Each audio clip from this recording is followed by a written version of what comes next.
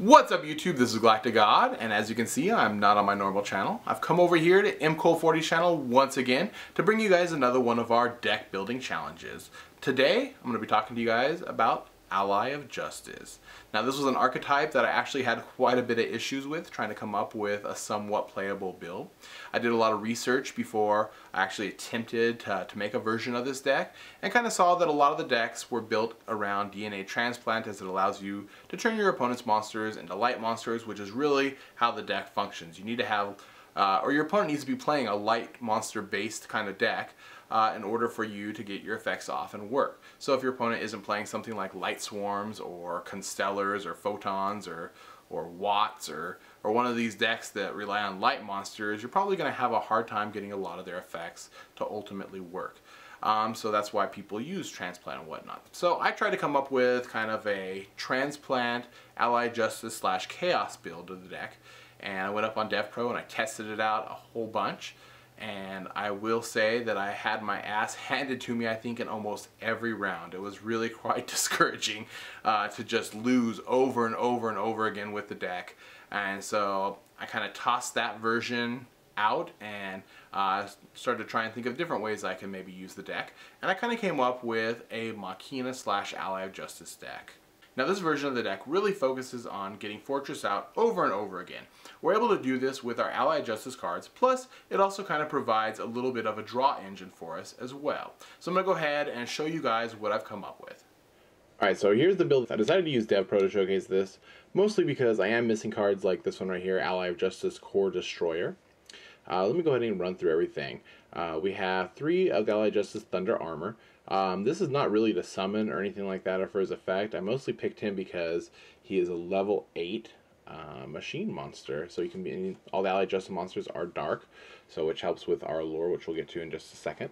But we picked 3 of him just because he's level 8. And then this one over here, Cosmic Gateway. This one's got a pretty decent effect actually, especially if you combined it with DNA Transplant, or if you're actually running against some kind of light monster deck, such as Constellars or I don't know what else, a Light Swarm, something like that, then this card can be rather useful. But he's also a level 8 monster who is dark, so it works out really good for us, especially when we get over here to our Machina gear frame. From there we just got 2 of the Core Destroyers. This guy has a really awesome effect, like a mini Cataster, as long as you're battling a light monster. So if you have Transplant out, or like I said, if you're battling one of those other decks that run primarily light monsters, you will get this effect off. So he works really well with Transplant. He's awesome because he's, you know, a dark monster. He's got relatively decent stats for, I guess, a level 3. I mean, 1200 is not that great, but if you're able to get the effect off, it works really well. I didn't want to over flood the deck with him. Even though he's got a good effect, because you do have to have either to transplant out or be battling a light monster. And that's going to really round up the Ally of Justice aspect of the deck. There's 8 Ally of Justice monsters in here. From there we move on to the Machina. There's also 8. We're playing 2 cannons, 3 fortresses, and then 3 gear frames. We really want to grab and get our gear frames going as fast as possible.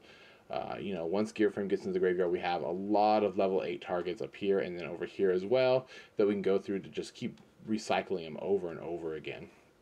Also, I felt that drawing and getting to your combo pieces was really integral to this, so we're playing 3 Cards to really speed up the draw engine aspect of the deck.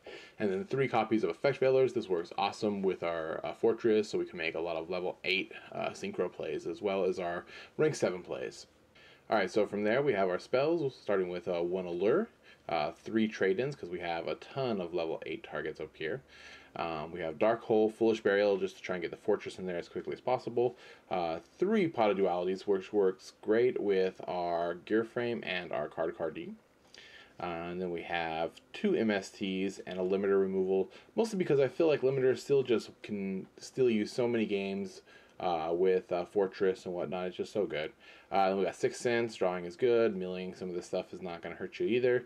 Bottomless, Torrential, Compulse, Solemn Warning, and then just 1 Transplant. I know I've read a lot of builds that pull on 2 or 3, and I tried running 2 or 3 Transplants, and you just end up with a back row full of transplants, or you're drawing into them when you wish you could be top decking something else, and it just doesn't work very good. If you already have a fortress in the graveyard, top decking into any of these does not make them down. It makes them quite live because you can pitch it right away to special summon out your fortress. So kind of cool. So for the extra deck, we have Crimson Blader, Scrap Dragon, Colossal Fighter, Red Dragon, Archfiend, Stardust Dragon. We have regular ally Justice Catastor, and Armades, Keeper of the Illusions. For our Exceed monsters, we have one rank 8 Exceed, because there has been some instances where, you know, if your opponent is playing a light monster deck, or you do get this out, you can just drop both of them and then go right into this.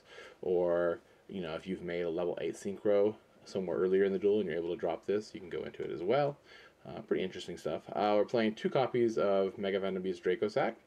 One of the number 74 Master of Blades, Gaia Dragon Thunder Charger, Big Eye, and then for rank 4s, although I hardly ever go into these just because they're so hard to make, you really have to do it with 2 gear frames.